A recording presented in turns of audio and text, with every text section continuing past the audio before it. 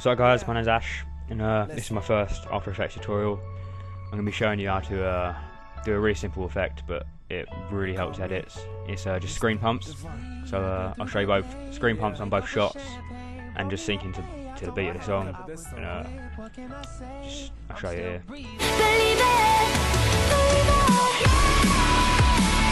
So that's the one on the shot, and it goes all blurry, and I'll show you how to do it, turn it sideways and everything as well, and then it eases back in just a normal clip. And this one's like, this is synced on the beat. So the screen keeps zooming in and blurring. They're just little ones. I'll show you how to do that quickly. Nice and easy. So first of all, you want to just do a composition.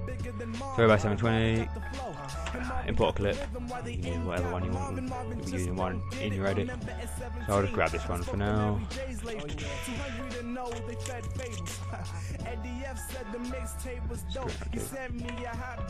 So I'll start, since I'm not on the shot, I'll just start with the normal screen pumps.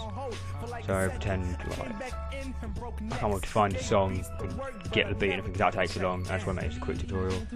So say if there was a beat, I don't know, there, put a marker there, and that's boom, yeah. And the next one is psh, there's one there as well. That's two markers, that's where two of the screen pumps are going to go.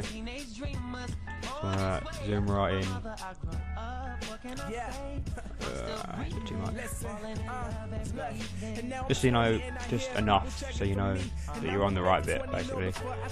Put it in like the centre of the mark, obviously. But yeah, you just want to press S for scale for a start. You go one frame before you want it to pump, and you scale it to 100. Go to the frame where you want it to pump, and I like to set it to about 110, depending on how often the pumps are, is how big you want them. So about 110, and I usually go about a second forward. But if they're really close, I just put it in between like the two pumps, so it doesn't overlap on the other one, obviously. And then where you want it to end, you scale it back to 100. And you make sure it's on 100, because if you put it back to 0 because you think that zooms it back out, 0 goes invisible, and then it goes like that, and it just zooms out. You don't want that, you just want it to zoom back to the original size. So you scale it to 100, and basically that is just boom there, and it zooms in. I'll render that for you so you can see it a bit clearer. Come on. So it's just, see that? Zoomed in. There. Yeah, that's just it. But obviously if you have music and stuff, it would go with music. But mine just does it randomly here, because it's just demonstration. So that's just a screen pump. That's just using scaling. Boom, but pumps in. Right. Make it look a bit better. You want to use some directional blur.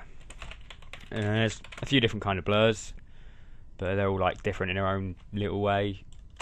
This is the one I use because I like it. But there's directional blur, radial blur, Gaussian blur, whatever. Look them all up. Look them.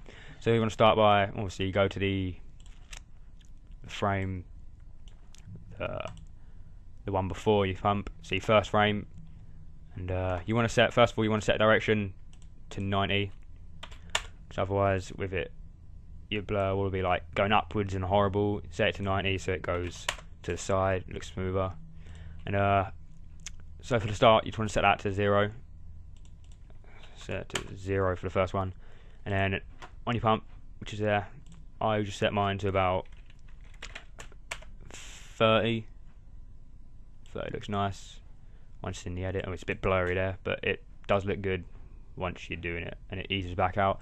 So you want to go to your last frame and set it back to 0, just so it goes back out like that. I'll render it out so you can see. And boom, see, it zooms in and blurs like that. So that looks pretty nice with like a few of them.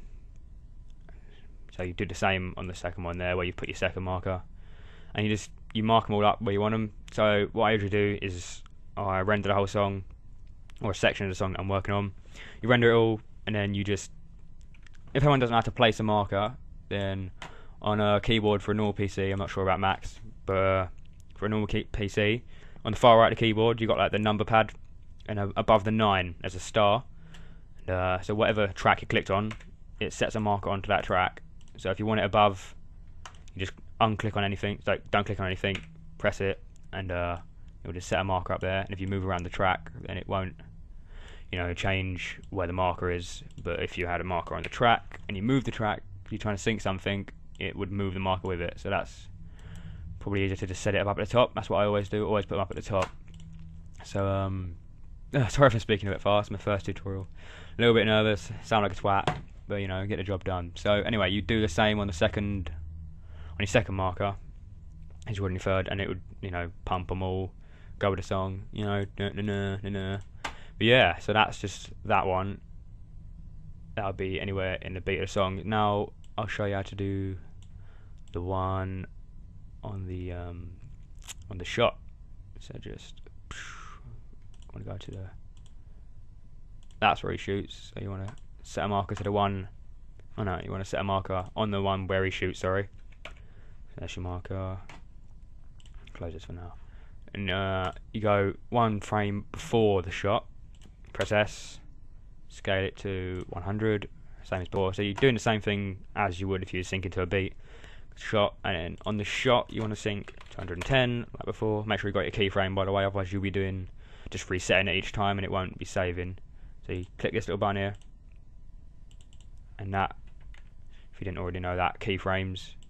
So whenever you change it, it stays like that. I'm sure you all know what keyframe is. If not, then I'll make a lot easier tutorials.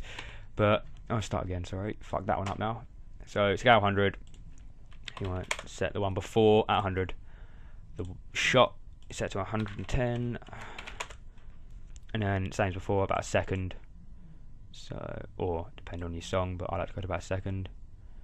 I say it's about there because I'm not zoomed in right. And then you set back to 100. So that's there's a pump like that. Add your blur. Keyframe before. Oh, we've already got the blur on there. So you press U. If you didn't already know, you press U, and it opens all your effects on that. This little trick there.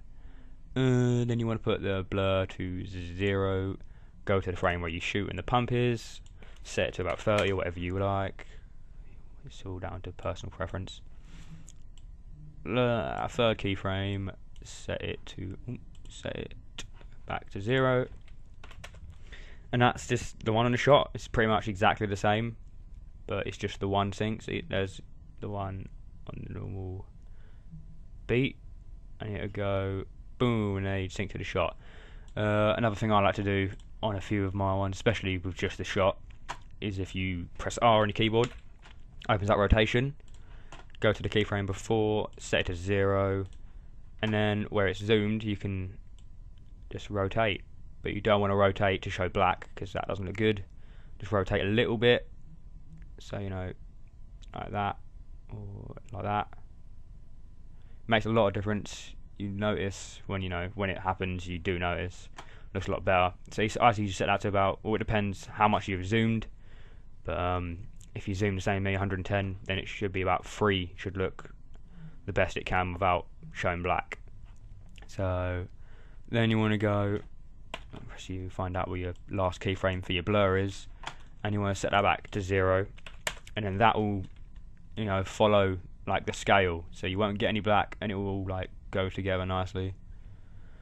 So I'll just set the volume on so you can hear the shot and stuff, and I'll quickly show you what it looks like.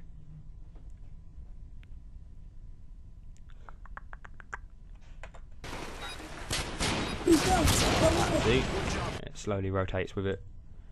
Looks pretty nice, and that's pretty much it. Nice and basic. You can play around with it, add more stuff, improve it, make it look nice. But that's pretty much the simple one for like beginners. If you're a beginner at this, that is how you just do a basic pump. If you've got any more questions, just feel free to message me or whatever. If you want like more advanced tutorials on screen pumps, message me and I'll get to that. But for now, I think that's pretty much it. So if you want like just make sure you leave a like and a comment, and any requests for harder tutorials or different tutorials, or more basic tutorials, then leave a comment down below. And yeah, cheers for watching. Up in Ash. Bye.